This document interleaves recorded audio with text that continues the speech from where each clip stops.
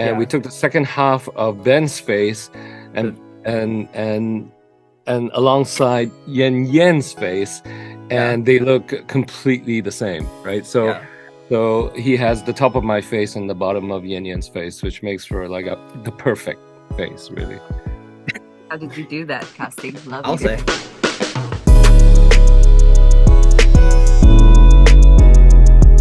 So we can start right away with All Ages of Geek. Hey guys, how's it going? Hey. Morning. So my question is going to be for Yan Yan, Chin Han, and Ben. I kind of want to ask you guys about the family dynamic with you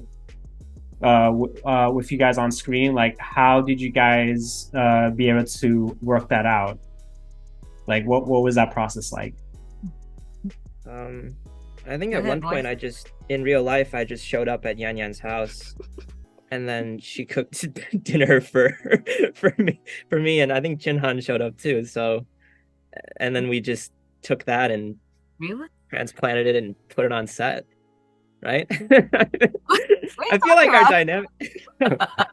Yes, we went full method on this, right? So we when we weren't shooting, we were spending time together, going for meals. I think we went for a baseball game. Yan Yan would go shopping with them, and it was literally like a real family, and it was quite special, being able to have all this time with your co-stars, because normally on a film or a TV set, you're isolated or hiding out in your trailer, or going home after work, but we literally spent all the time together. It was like summer camp for us, right? Yeah, and that expands out to just beyond the family too. I feel like the whole, like, everybody involved with this production, it really felt like one big community, one big family, and that, I think, shows in the final product. You should have a look at our childhood photo, Ben and my childhood photo. We actually look so much alike. No, it's true. Whoever did it. Oh my god, we both was like shocked at how much we look alike as a child. Yeah, we put our like baby photos like next to each other, and we just look like the same person. I can't tell you guys apart. Yeah. And now I'm worried. We'll always talk about how much we thank our casting people. They really brought us the family, that long lost family together. We did an experiment actually. We spliced the top of my face and put it alongside Ben's face, and we had the same eyes, and we took the second half of Ben's face and alongside Yan Yan's face, and they look completely the same, right? So he has the top of my face and the bottom of Yan Yan's face, which makes for like the perfect face, really. How did you do that casting? I'll say. Thank you guys. Next up, we have The Fresh Pair of Eyes. Hi, I'm Mariana. I met some of you guys at South by Southwest, so it's great to see you again. Yeah. My question is for all of you. The show is a lot about how high school is just so awkward. What was your high school experience like?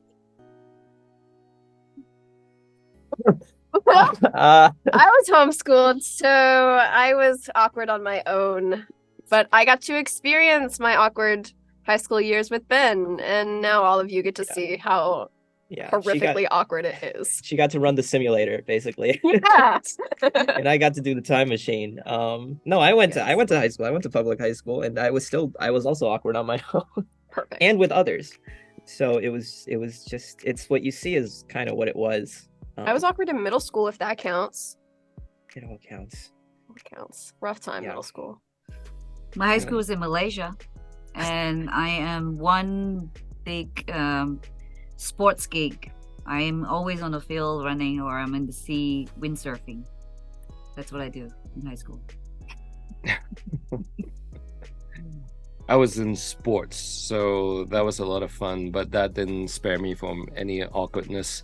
I think that's the reason why I took up swimming, because that's also something you can do on your own, and swim back and forth. It was only until a little later, I think, that I did theater, and that helped me kind of regulate my awkwardness in school. I always wished I had I wished I was part of a bigger group, like a Famous Five or the Secret Seven or the Hardy Boys, right? So you wanted to solve mysteries and in old mansions. Oh my God. Okay. Awesome. Thank you. Next up, we have Rich Girl Network TV. Hey, great show, everyone. This question is for Ben.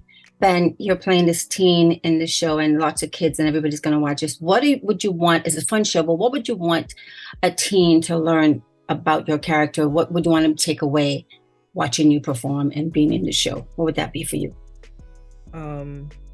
Well, I mean, it's a fun show, and I think first and foremost, for any viewer, what I want is for them to be entertained, for them to fall in love with these characters the same way that I did when I first read the script. These are really fantastically written characters. And I think people watch, there's all these deep themes and important topics that the show touches. I think if people are watching and having fun, those things are going to get naturally absorbed.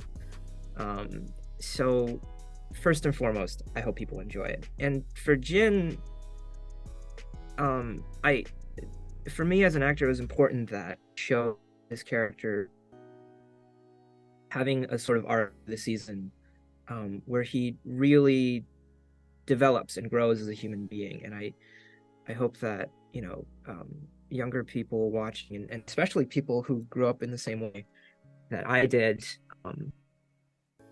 I was growing up in a small town in Minnesota.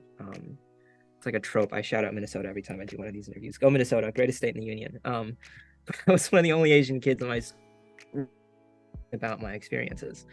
And I hope that if there's a kid out there like me, who's also, feeling like, this is a show for outsiders. This is a show for kids who don't feel like they necessarily fit in or are trying very hard.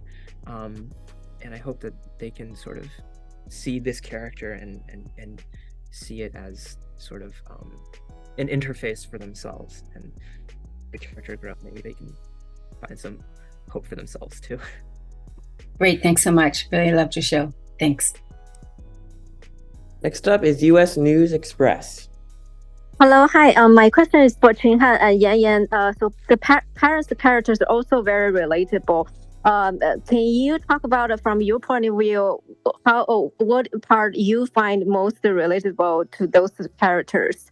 Like especially, for Asians, sometimes they tend to be silent and not speaking up for themselves. Thanks. Yes, I think that was one of the things that drew me to the show. It very accurately portrayed the Asian work ethic, which is work hard, keep going.